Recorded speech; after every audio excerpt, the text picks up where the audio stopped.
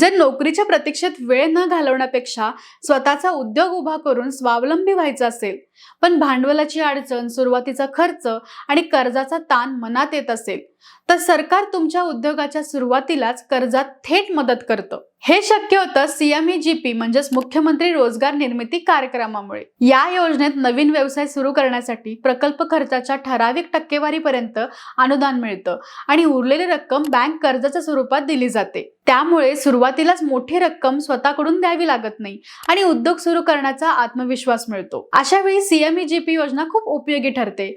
उत्पादन उद्योग, सेवा उद्योग आणि लघु उद्योग अशा विविध प्रकारचे व्यवसाय या योजनेत सुरू करता येतात।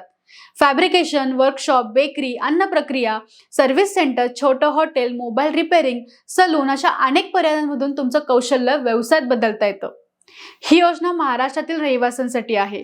अर्जदाराचं वय साधारण 18 ते 45 वर्षाच्या दरम्यान असणं आवश्यक आहे आणि किमान शिक्षणाची अट पूर्ण केलेली असावी। महिला, अनुसूचित जाती जमाती आणि मागासवर्गीय घटकांसाठी अनुदानाचं प्रमाण जास्त असतं।